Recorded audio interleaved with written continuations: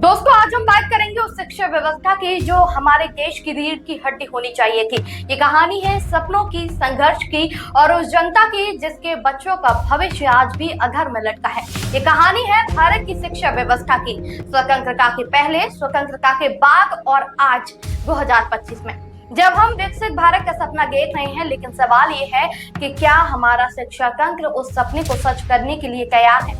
आइए इतिहास के पन्नों को पलटते हैं और खासकर उत्तर प्रदेश पर नजर डालते हैं, जहां शिक्षा की हालत आज भी लाखों बच्चों के भविष्य पर सवाल खड़ा करती है।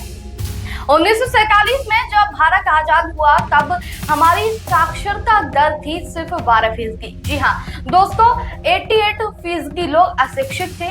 ब्रिटिश हुकूमत ने मैकाले की शिक्षा नीति थोपी गई, जिसका मकसद था भारतीयों को अंग्रेजी का गुलाम बनाना। मैकाले ने 1835 में कहा था कि हमें एक ऐसा वर्ग बनाना है जो रंग और खून में भारतीय हो, लेकिन सोच और बुद्धि में अंग्रेज। गुरुकुल और मगध से खत्म हो गए, शिक्षा सिर्फ अमीरों तक सिमट कर रह गई। लेकिन महात्मा गांधी और मौलाना अब्दुल कलाम आजाद जैसे मनीषियों ने सपना देखा है एक ऐसी शिक्षा नीति का, एक ऐसी शिक्षा व्यवस्था का जो हर भारतीय को समान अवसर दे। लेकिन उस समय यूपी की हालत और बदतर थी।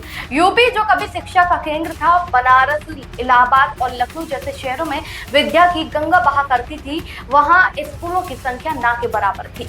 ग्रामीण इलाकों में तो स्कूल का नामो निशान तक नहीं था। लड़कियों की शिक्षा वो तो सपने के जैसा था।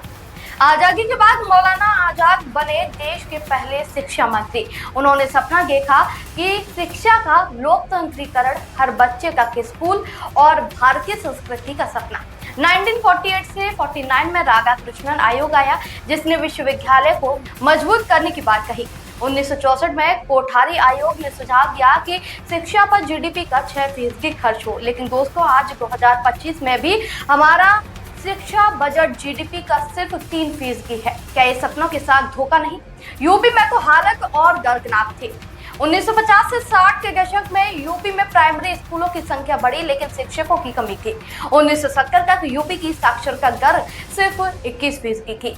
गांव में स्कूल थे, लेकिन न बेंच, न किताबें, न शिक्षक। फिर आई 1986 की राष्ट्रीय शिक्षा नीति, जिसने समान स्कूल प्रणाली की बात की, लेकिन राजनीति हावी हो गई।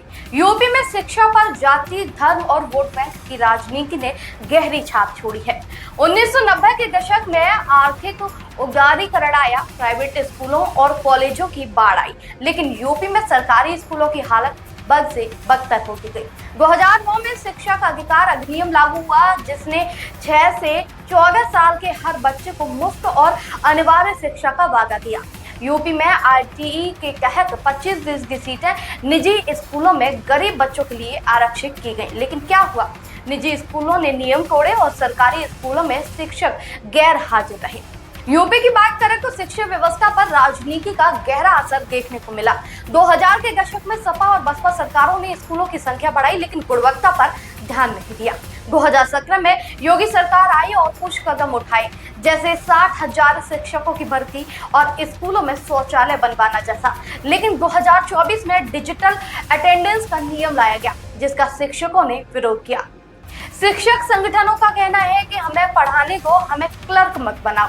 नतीजा ये हुआ कि नियम 9 दिन में वापस लेना पड़ा। यूपी में 1.33 लाख यानी कि करीब 1.5 लाख प्राइमरी और उच्च प्राइमरी स्कूल हैं, जिनमें 1.68 करोड़ बच्चे पढ़ते हैं। लेकिन शिक्षकों की कमी, मिड डे मील में भ्रष्टाचार और स्कूलों का विलय जैसे कदमों ने हालत और बिगाड़ गई। 2024 में योगी सरकार ने 5,000 स्कूल बंद करने का फैसला लिया, जिसमें 50 से कम बच्चे थे। तर्क था कि बच्चों को नजदीकी स्कूल में भेजा जाएगा। लेकिन दोस्तों, यूपी के गांव में 3 से 5 किलोमीटर की दूरी भी बच्चों, खासकर लड़कियों के लिए मुश्किल है। यूपी में स्कूल बंद करना शिक्षा का गला घोटना जैसा है। राजनीति ने यूपी की शिक्षा को बंधक बना लिया। बीजेपी, सपा और बसपा सबने वोट बैंक के लिए शिक्षा को इस्तेमाल किया। सपा ने लैपटॉप बांटे, बसपा ने स्कूलों के नाम बदले और बीजेपी ने भगवाकरण के आरोपों का सामना किया। लेकिन बच्चों का भविष्य वो तो भूल ही गए। 2020 में आई राष्ट्रीय शिक्षा नीति ने बड़े बड़े वादे किए।